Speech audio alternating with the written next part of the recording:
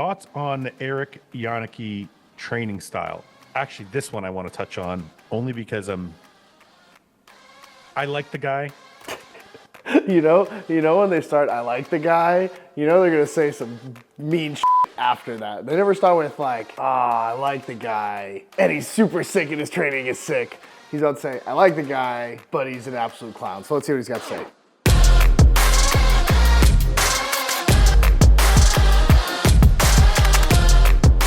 All right, guys, and with that opening clip, let's hop right into this Eric Yanaki roast session. So I'm responding to a bunch of pro bodybuilders or ex-pro bodybuilders, I guess they're still current, not competitive pro bodybuilders that are reviewing the way I train, which is quite amusing.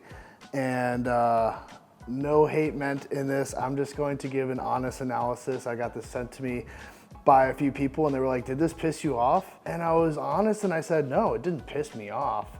Everybody's entitled to their own opinion, wrong or not. I think they're wrong. So let's go through it and explain how wrong they truly are. So let's start from the top, especially with the pronunciation of my name. Yanaki is crazy. Let's go back and just fucking run this. Thoughts on the Eric Yanaki training style? Actually, this one I want to touch on only because I like the guy. You know when they start, I like the guy, they're going to say some mean shit after that. They never start with like, I like the guy, and he's super sick and his training is sick. He's about to say, I like the guy, but he's an absolute clown. So let's see what he's got to say. He's a nice person, but he's a lot. The training style, I'm sorry, man. It's like, what is his training style? I don't know. Yeah, what's his training style? I'm going to show you. This is something I don't like. And maybe Casey was like an RP strength kind of training guy. Listen, maybe it's because I'm old school, but when you tell me to do a laying, incline, cable, crossover instead of dumbbell press. That's kind of funny, actually. But really what they're trying to get at is I have these novel exercises that they think I'm trying to replace with the basics, as I call it, basics. So let's see what they pull up here. For a massive chest? Yeah, there's something wrong.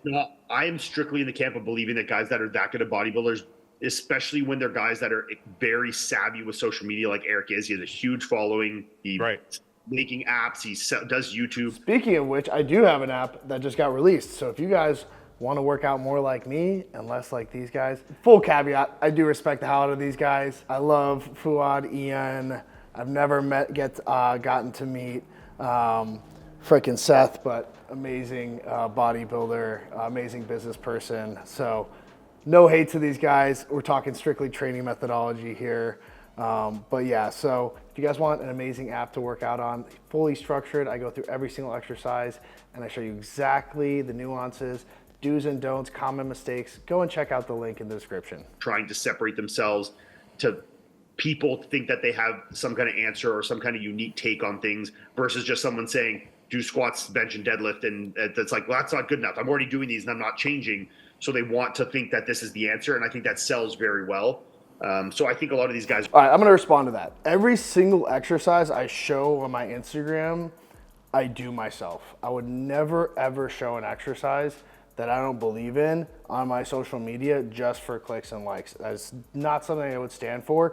People think that because they think it's so absurd to see a guy my size to be doing exercises the way I do them, because they're like, oh, you must just, I've had so many people come up to me that are just like, oh, you don't actually do that stuff. I'm like, literally, I do that stuff. If you actually came and worked out at Zoo Culture, Young LA, or wherever I come and work out, you would literally see me doing a lot of these same movement patterns that you see me doing in my videos. Obviously, you're not going to be able to do every single one every time I work out, but you'll see me training in this fashion. That's why I've been doing a lot more carousel workouts on my Instagram, so you guys can actually see that I do this stuff. Those are actually my workouts. I have somebody film on an iPhone, no professional camera, my iPhone, my second or third set of a given exercise, so you guys can see exactly how I train. So go check out my Instagram, especially my carousel workouts, if you want to see a little bit more of how I train, and also my YouTube as well as a tremendous resource. They're doing it just as a marketability thing. I'm not sold that they believe that that is necessarily the better answer to doing these fucking Hogwarts fucking exercises. You know? I'm not trying to say that That's funny. the exercises he promotes. Hogwarts exercises is crazy, but it's actually really funny. I don't even know what exercises he promotes. I'm saying don't promote them instead of the basics. Yeah. Like, He's let's got a see. good He lit up. Now we know he's working because he lit it up. I lit it up.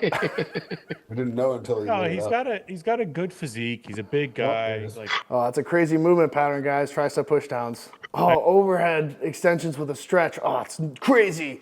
Hogwarts. I mean, these are all standard, right? Like, these are fine. I can't remember. Yeah, see, but like, that's the thing. Is like, guys like this will like have to eat their own words because the first video they chose, it's me doing exercises with just really good form. Like, that is what I preach. I preach doing the basic exercises better and then adding in novel exercises when you hit a plateau or you feel like the exercises you're doing, either you've progressively overloaded them to the point where with weight that you're really not, if you hit a plateau with the weight to the point where if you were to go up, you potentially injure yourself, or you go down to a powerlifting rep range, like let's say 135, which we all know hypertrophically is not probably the best suited for what you're looking for, especially if you're looking to be bigger in a bodybuilding capacity aesthetically. So that's the biggest thing, is perfect the basic movements, add extra range of motion to those movements where possible, and then add in these novel movements in order to give you a stimulus that you're probably not getting through, let's say, a normal barbell bench press. But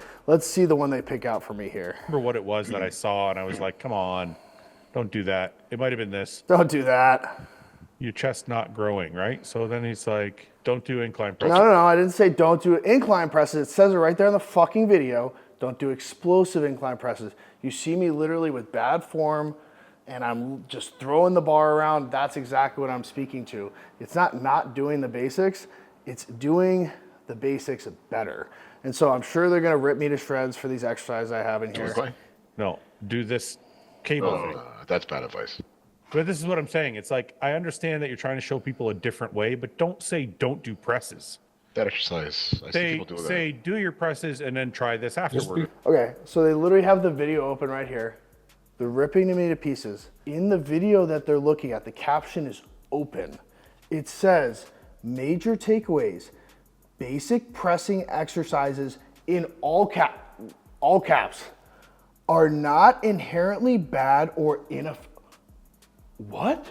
They're not bad or ineffective? I said that? In the actual post they have open right there, let's keep looking at it. This is for intermediate or advanced lifters looking for some added novel stimulus in their workouts. What a fucking revelation that you could maybe do an exercise that is outside of your basic 5 that may be effective for you, that has a little bit more stretch bias, that's on cables, it's a little safer, maybe it takes a little stress off your shoulder cap.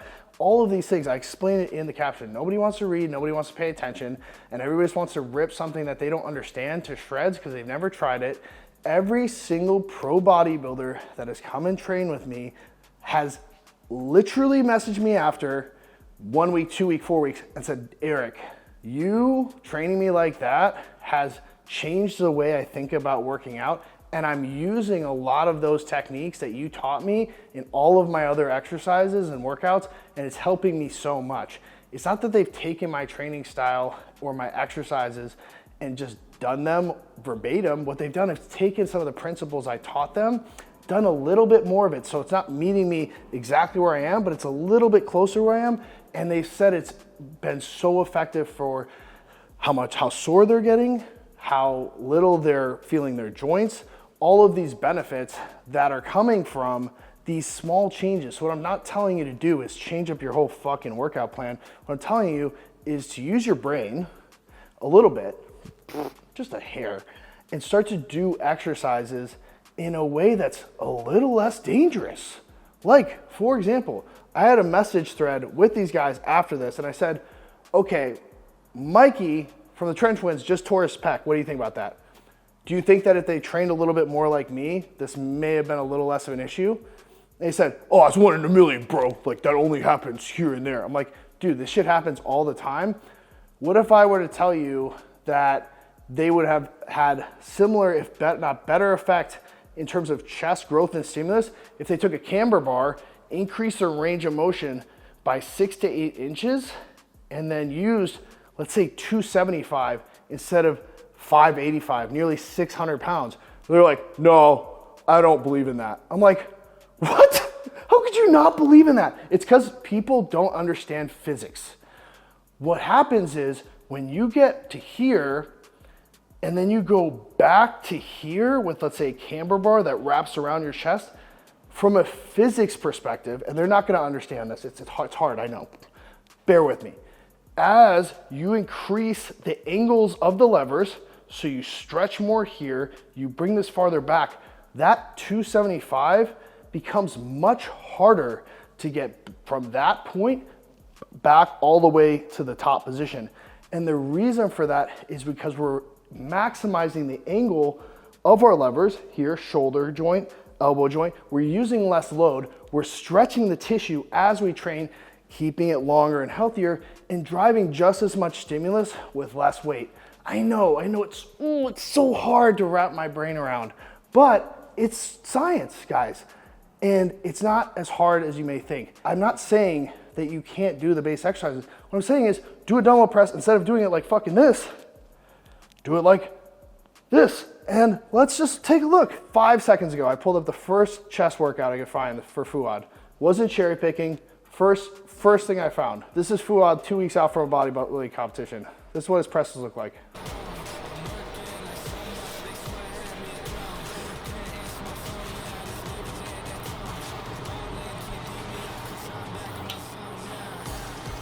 This is a professional bodybuilder. And I love the guy. Same thing. I'm gonna do the same thing to him. I like Fouad. He's a great guy. These are not good reps. Like, I'm just being honest. There's no tempo. He's literally going like this, from here to here. If you had just gone to here and then driven into the middle, what you're going to do is take that same amount of weight and you're going to create more stimulus for the tissue by maximizing the range of motion and also the mechanical tension in that stretch position, which we know is highly hypertrophic, and you're fucking skipping altogether. So yes, should we listen to your training style? Bro, like, just like, that's how our forefathers did it. It's like, dude, we'd still be driving like Model T fucking cars if we did it like our fucking forefathers. The thing, same, I guarantee you, when barbells came around, there was probably the dudes who like lift up rocks and did like strongman were like, oh yeah, look at those guys with bars in the inside, lifting with plates and bars, bro. You should just be outside lifting rocks and logs, being strong, functional strong. Like, dude, this argument is going to happen over and over again. There's gonna be some new age equipment in 20 years that supersedes, let's say, cables, and those people that are using that are gonna look at people that are using the cables, and I'm gonna be the guy on the cables like, oh, dude, like, why would you be using that new age equipment when you could be using cables? We were so cool back in 2020. This is the archaic thinking that we need to start to get past, of just because you did it in the 90s, in the 80s, in the 50s, doesn't mean that's the best way of doing it. What you need to think about is, okay, there's new methodologies, there's new science, and just because you were successful doesn't mean that everybody's gonna be successful. These guys are the top 1% in terms of athletes when it comes to resiliency to injury, when it comes to the ability to build muscle.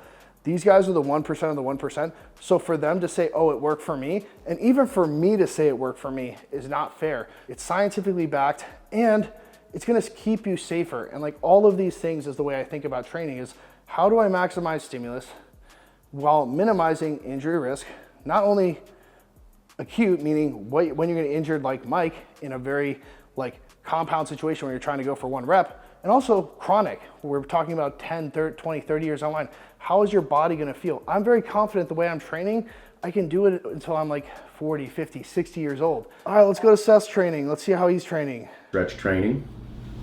You can use drop sets, supersets, set sets, a number of different. Do you say set sets? Do you say set sets? What are set sets? Seth, you're gonna have to hit me in the comments. Let me know what a set set is, because I've never heard that terminology before. See what his methodology on chest training is. Same thing, just open up the first chest workout. Do something to increase the volume of blood that is going to go to flow to that area, okay? That's our goal here. That's the amount of blood flow that moves to an area, aka the pump, is somewhat indicative of how effective your workout is. Is it one-to-one? Absolutely fucking not. What we need to do, I'm gonna give you guys the secrets right now. In order to drive growth, we need a few things to happen. We need to provide enough stimulus to get ourselves within proximity to failure enough to drive hypertrophy. Hypertrophy meaning breaking down the muscle so we can bring it back bigger, stronger. If we do not have enough stimulus, so even if your form is perfect, but you're doing 10 pounds, probably not be enough. Conversely, now let's say you go super fucking heavy, you're explosive, and you're not even using the target muscle group, you're getting probably more CNS tax, you're getting more fatigue, you're getting more injury risk than you are benefit to the target muscle group because you're probably not even using it at the end of the day. If you're doing super explosive pressing with limited range of motion, you're probably not using your chest as much as you might think. You might be using your lats, your front delt, your triceps, a lot of stretch reflex, meaning when the muscle gets stretched and then bounces out, that's not causing hypertrophy. That's just using essentially a benefit of muscular tension, which isn't really going to behoove you in the sense of driving growth. So this idea of driving blood flow, sure, pump is important, but it's not the end all be all. What we need to do is find exercises that are going to activate the target muscle group, stimulate it enough to drive growth, meaning give it enough weight or time under tension or range of motion. And that mechanical tension I was talking about when talking about levers, really increasing, stretching, that's what's going to drive growth, while also we want to minimize injury risk. Those are the principles that I follow, not driving some blood flow. Let's see what his workout looks like. You know, with me, you can see that the incline is not so far inclined up. I'm at like a 37 degree angle. The further up the angle, the more shoulders are going to be put into place. You're still going to hit the chest, but this is the angle that I prefer. I agree with that. I like a lower angle, lower incline to drive. I think that there is a misconception that the higher the incline, the more upper chest you're going to be hitting. At the end of the day, you'll probably be hitting more front delt and tricep the higher your incline goes. So I like that. Form on these presses is extremely explosive, tons of stretch reflex, tons of pressure on the joint. Let's see how his working sets look. I'm allowing more blood to flow into that area. I'm stretching it out for a minute, pausing, and then going back into it. The 3/4 rep there, the 3/4 of a rep, that's because I'm not trying to target the inside portion of my chest. If I bring them in a full rep range, 100% of the rep, you'll activate the inner portion of your chest. You'll see me do it every now and then, but not every single rep. The goal here. So Seth, he actually has some efficacy focusing more on the stretch portion. The idea that when you go all the way up, you're hitting upper chest or inner chest, it's not really scientifically proven that you can do that by driving full range of motion. Really, your chest is made up of two major muscle groups, but really they've shown that it's very hard to isolate, let's say, inner chest. It's almost an impossibility versus outer chest. What you can do is grow the entire chest just because it's basically connected through here all the way through to your pec minor. So as you stretch it, essentially, even when you're in that stretch position, you're going to get stretch all the way through that inner chest. And the bigger the stretch, actually the more stretch you're gonna be getting through that inner upper chest. So you're actually getting more upper chest in the stretch position than you are in the contracted position. And that's something I want you guys to move away from, is focusing so much on the contraction of a lot of people I'll see like squeezing or doing squeezes with flies. Focus more on pausing in the stretch than in the contraction. It's gonna help you a lot more with growth. All right, like super explosive pressing here. I figured this was what it would look like. You got fucking elbow wraps on. Like, if you guys are ever pressing so much, you got your elbows hurt, you gotta have wraps on them. Like, chill the fuck out, leave your ego at the door, and train with more tempo. Make the weights harder. Your muscles don't know what the number on the dumbbell says. What your muscles understand is, and not that they have a brain, but what is going to drive them to grow is that mechanical tension that we talked about, not the number on the dumbbell. They don't care how many reps you do. They don't care if you did 18 reps versus 9. What really matters is proximity to failure and acute stimulus in that target muscle group. Eat the same 8 fucking about today. It's this Nuance bullshit with all these fucking kids that regurgitate everything they watch, from Dr. Mike to Jeff Nippard to everything out there. And I love those guys and they put out a lot of good stuff. But for Christ's fucking sake, can we just look and say, you should get back to just being consistent with training hard, Right. doing the basics, mastering the basics, and then going from there. Right. It pisses me off so fucking much with this shit that I'm just like, everybody Well- wonders why there's certain athletes that were so fucking good and they were just so good at the basic shit Right. that they were unbeatable. Right. You're going to tell me like all this shit, like everybody knows, like incline presses, incline dumbbell presses. I could do 4 fucking exercises for the rest of my life on chest and have a better chest than 98% of fucking people in bodybuilding. Getting back to the basics of training hard. Training hard doesn't have to mean training reckless. Training hard means pushing yourself close to those failure points, and that's exactly what I preach. 100% on the page, same page. Being consistent, 100%. That is so important. If you're not consistently training hard, you're not recovering hard, you're not focusing on your nutrition, you are not going to have good results. So don't conflate doing let's say some sort of novel exercise with getting better results in somebody that's consistently doing, like he said, the basics for a longer period of time. That person will outperform you. Now, let's get to the bad, right? 4 exercises for the rest of your life. There is going to be a point where those 4 exercises become less and less and less and less effective for you. Same thing, you drink the same cup of coffee for a week, get buzzed. For a month, a little less. For a year, hardly feel it at all. Same thing goes with training. Like, you need to have training blocks where you're using different rep schemes, different exercises, different tempos, and that's what's going to help you grow. Because if you do the same thing over and over again, I see that you've probably seen the guy in the gym that has his logbook, he does the same fucking 5 exercises for chest, and he looks exactly the same every single fucking year. It's because he's just doing what he knows and what he's comfortable with. Get uncomfortable, guys. Really master the basics, but really start to focus on more time under tension, more range of motion. I love what these guys had to say, but I think there's also room for a little bit of open-mindedness when it comes to the style of training. I'm not an RP crony. I've been training like this for a very long time before I even know who the fuck Mike Risfertel and Jared Feather were, or Renaissance periodization. This is stuff that I've been doing for a very long time. I didn't really understand the science behind it. Now I do, and this is exactly the way you should train. So much respect for these guys. I would love you guys, if you want to reach out to me and work out with me, that would mean the world to me. Fouad, Ian, I know we talked a little bit about it. The rest of the, crew here on Bro Chat. Seth, I would love to train with you, dude. That would be a fucking honor. But without further ado, I'm gonna wrap this video up because I've been fucking yapping for way too long. No offense taken. I think it's so fun to have this type of Discord in the bodybuilding community, especially around training style. I think there needs to be more of this between, let's say, old heads, new heads, old school, new school. But the main emphasis needs to be on effort. If you're not showing up and you're not putting in effort and you're not driving close to failure, I don't care what exercise you're doing, it's not going to be effective. So train harder than last time. As you know, use all the train harder than last time subs. I'm about to go work out. Hardcore stim's about to go down. If you're a natty lifter, Turk Builder is going to be a game changer for you. I know it's getting a lot of bad rep, but for me, I'm going Perry Light for intra, hardcore stim. Post the workout, we're going to get the protein powder. I also have a Seco bar with me that I don't have on the screen, but go ahead, click that link below the video, get all of your HGLT subs. And without further ado, I'll see you guys on the next video.